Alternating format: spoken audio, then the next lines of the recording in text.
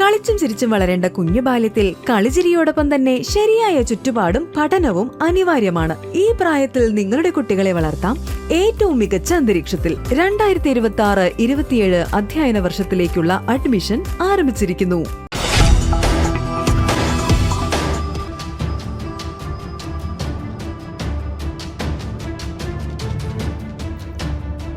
ഗർഭിണിയായിരുന്ന വിവരം കുടുംബത്തിൽ നിന്നും മറച്ചുവെക്കുകയും ഗുളിക കഴിച്ച് അബോർഷന് ശ്രമിച്ച ശേഷം പ്രസവിച്ച കുഞ്ഞിനെ കരിങ്കൽ ക്വാറിയിൽ ഉപേക്ഷിക്കുകയും ചെയ്ത സംഭവത്തിൽ ആറ്റൂർ ഭഗവതിക്കുന്നിലെ യുവതിക്കെതിരെ ചെറുതുരുത്തി പോലീസ് കേസെടുത്തു.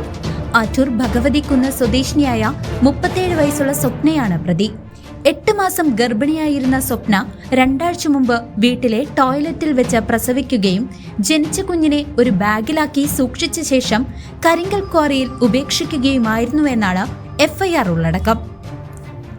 ഗുളിക കഴിച്ചതിനെ തുടർന്ന് സ്വപ്ന തൃശൂർ മെഡിക്കൽ കോളേജ് ആശുപത്രിയിൽ ചികിത്സ തേടിയിരുന്നു. അവിടെ നിന്നും ലഭിച്ച വിവരത്തിന്റെ അടിസ്ഥാനത്തിൽ ആശുപത്രിയിലെത്തി മൊഴി രേഖപ്പെടുത്തിയ ചെറുതുരുത്തി പോലീസ് ഇന്ത്യൻ ശിക്ഷാ നിയമത്തിലെ ബന്ധപ്പെട്ട വകുപ്പുകൾ പ്രകാരം കേസ് രജിസ്റ്റർ ചെയ്യുകയായിരുന്നു.